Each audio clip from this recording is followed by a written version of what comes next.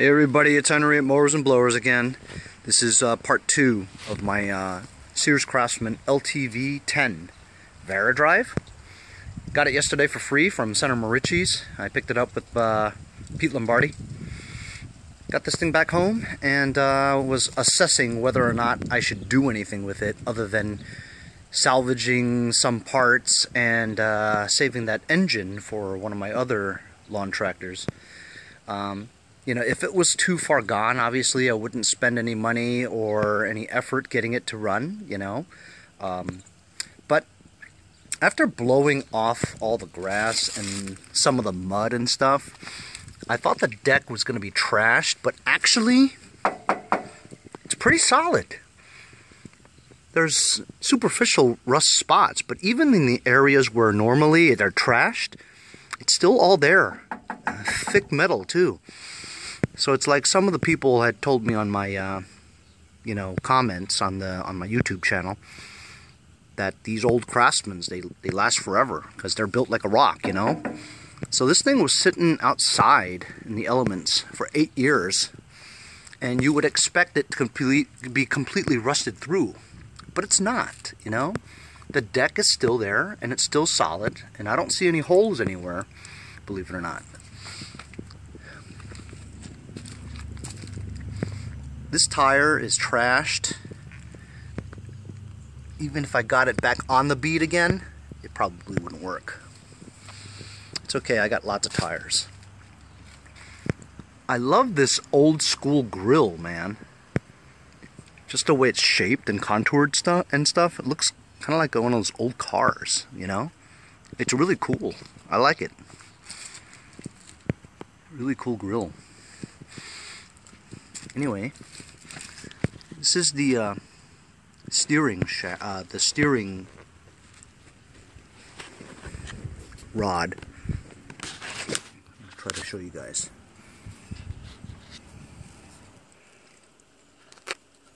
This thing broke right off there. See?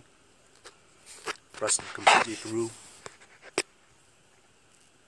I don't know how. And I could replace that. I looked on eBay. There's definitely not one available, you know. Also, even if I did fix that, right? The wheels, they're seized. They're seized in there. See, I mean, I'm sure I could PB blaster this shaft, you know, and slowly work it back and forth to get it to turn again. But it's seized in place. Same goes for this side too. Seized into place. What I did yesterday was I removed the carburetor. It was actually pretty easy to remove. Intake manifold had 2 regular flathead screws, and you know, there's no way I would have gotten it off with a screwdriver. So I used my impact and boom boom, came right off. Took off the linkages.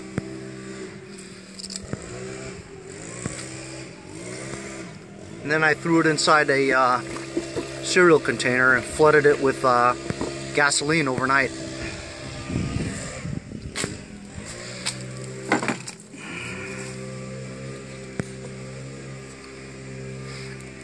This is the float bowl. It's okay. It's in okay shape. I'm gonna need a new needle because the rubber part here actually popped back into place again. It was kind of like molded into a hole. You know what I mean? This needle had like a ring around it.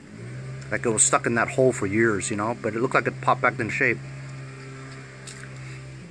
That's definitely doable. The nut, jet nut, doesn't look bad either, you know? It's sharp at the tip. And it moves. Pin's good.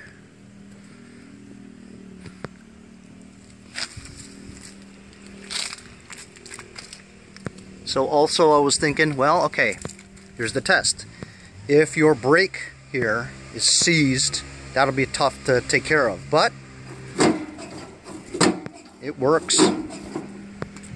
Also all the handles here, if this didn't move, it would have been seized, but it moved. moves freely. You adjust the height here so that you can get this to move a little bit more. Here's the PTO. It also moves the pulley somewhat freely. This, I don't know what this is, but it doesn't really go anywhere.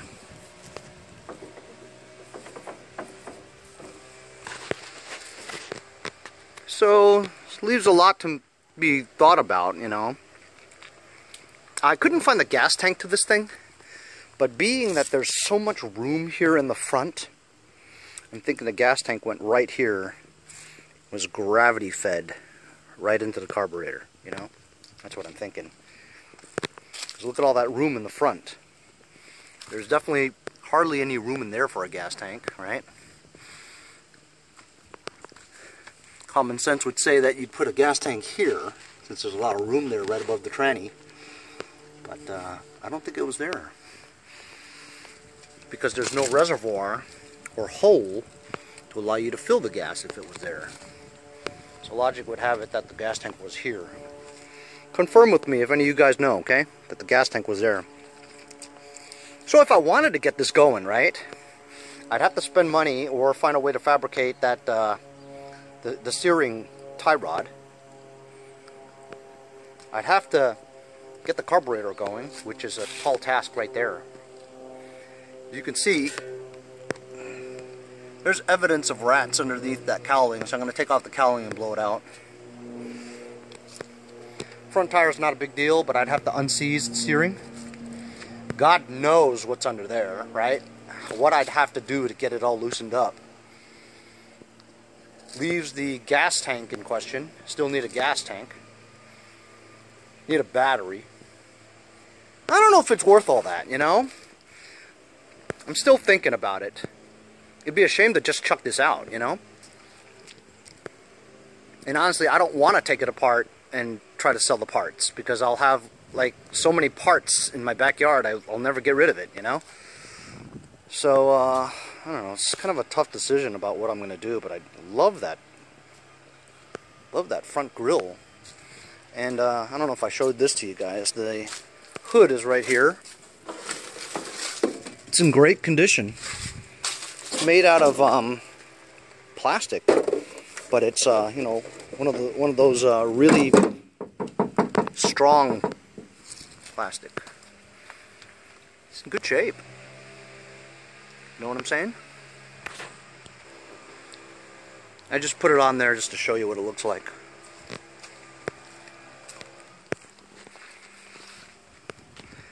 Yeah, it's pretty cool. I like it. Wanted to show you guys the carburetor. The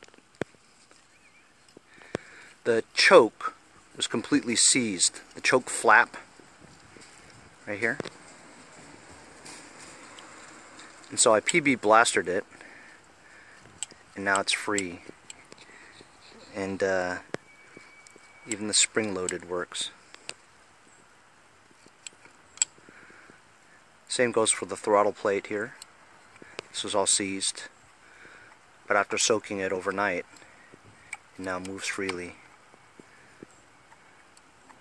Pretty well, actually.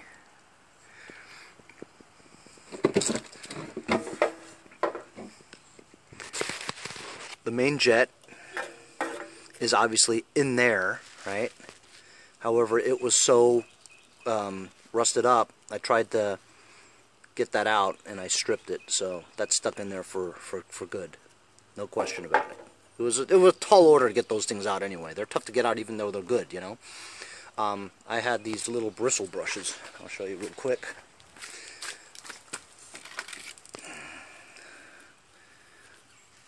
These things are great. I got this from China on eBay. It took about 3 weeks to get here, but this set that also came with this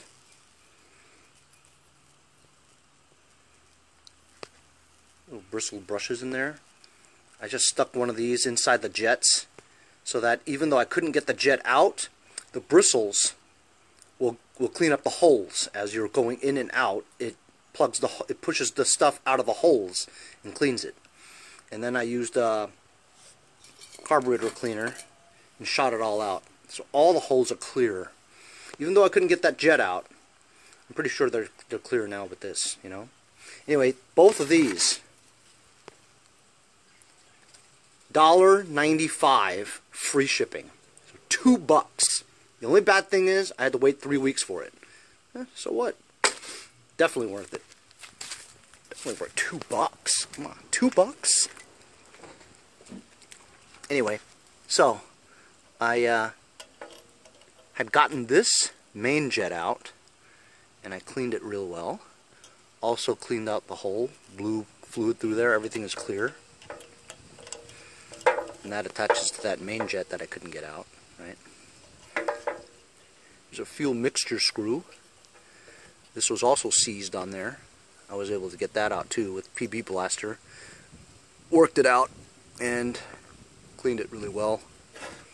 And blew out the hole there and got it clear as well. So that's clear. That's clear. Those are clear. Even the fuel is clear.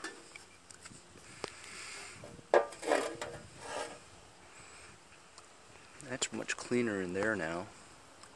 That was filled with gunk. Here, and you know what? You can see, there you go. Now you can see the, damn it. Now you can see the choke flap, see? Before it was seized. Didn't even move.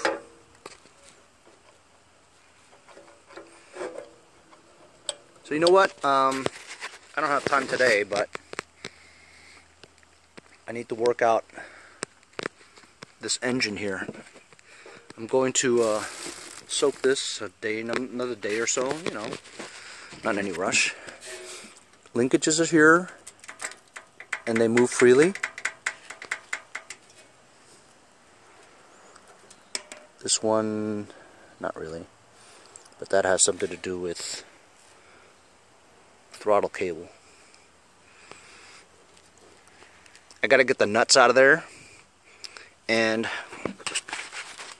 my buddy Pete Lombardi told me that the valves could be stuck from water or something that entered in there. Check it out. As you can see, the valves are moving.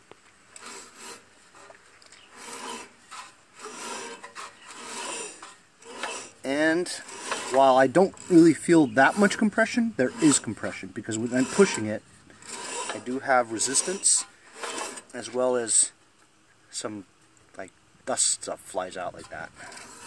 There you go. So I think maybe this engine is still good. Connecting rod is good, getting some compression. And I don't think that there's water in here, which is great. I'm going to drain the oil and see what we find. Take off this cover and take a look at that rat's nest. So using the impact, I was able to get these bolts off. They're 11 millimeter. This one was kind of hard. That one didn't have one. Had to take off the Cletus, you dipstick! Bracket. And here we go. Moment of truth. Let's see how bad this nest is.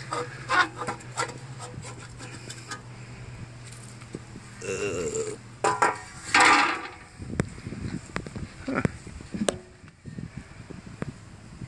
Not too bad. I don't see any carcass.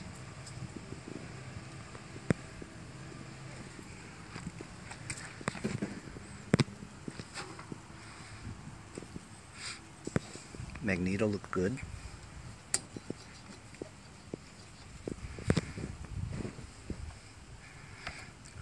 Gears on the starter look pretty good. Don't know if it works, of course. Alright, I'm gonna blow this out with my leaf blower.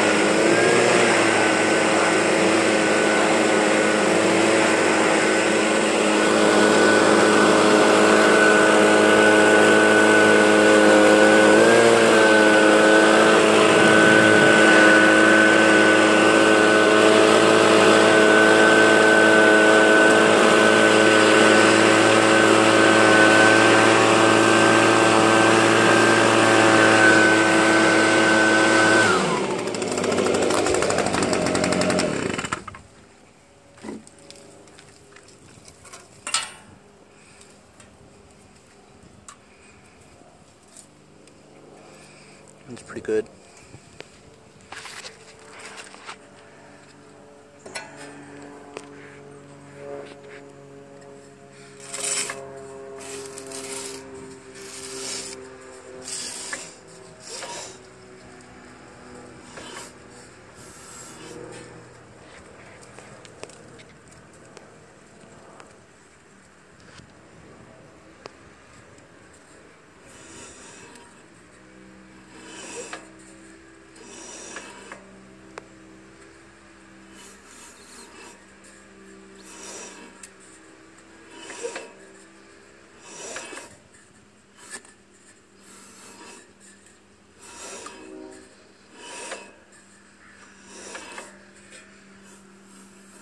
I think it's pretty good. I'm thinking this thing will start. I'm going to drain the oil now.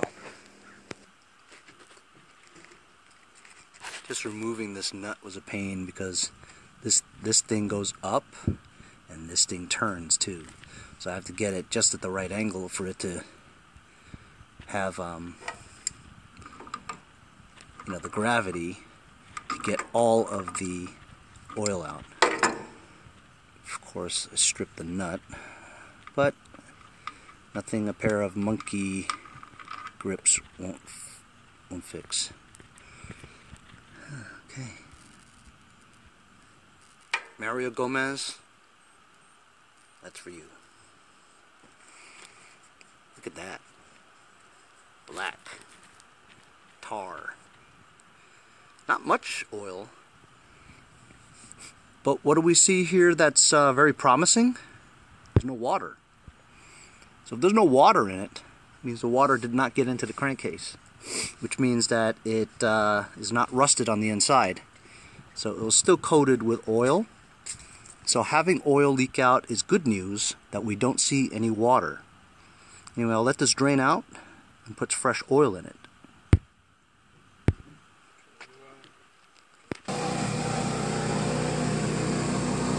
So I tightened the bolt, disposed of the oil in a proper container, so I'm not dumping it in the river like other people are. And now filling it up with fresh Earl. Earl. Oh, that feels good.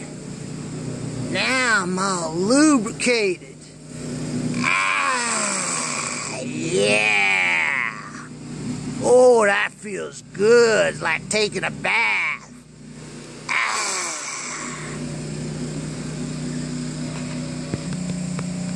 Right on.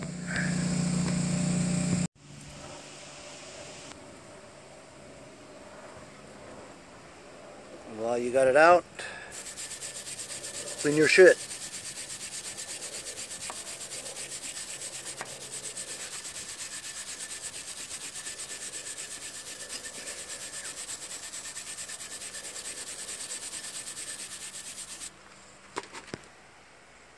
So I'm on the road to figuring out if this engine will work. Got the carburetor over there soaking. Cleaned out the magnets. Drained the oil. Saw that there was no water in it. Put fresh oil in it. Gonna grease up that throttle cable a little bit. All this needs now is a carburetor to be put on. Might have to change this breather hose here. I have a bunch of these, but I don't know if they'll fit, you know. If I have problems with it, I guess I'll try to work it out, but it's the breather hose.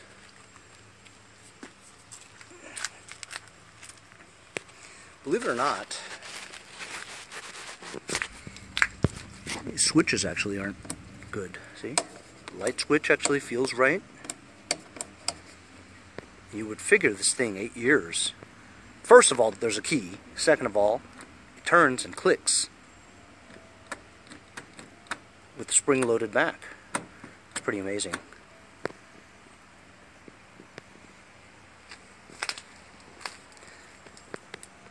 I wonder why this is out here.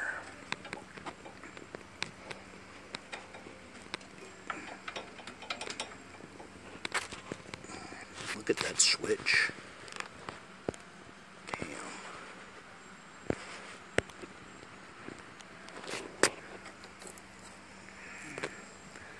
It's connected to the starter. Looks alright. No way that battery works. Can you believe that? 8 years sitting outside. Still holds 5 volts.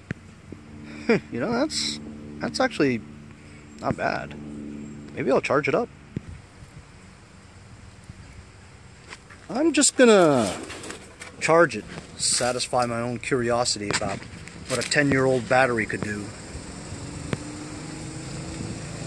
And I'll come back to this. Gotta go to a soccer game for my daughter. Can't mess with tractors every day, right? Sure you can. All my neighbors have good functioning equipment. Guess why? Stay tuned for part 3 of my Craftsman LTV-10. Follow me on Instagram.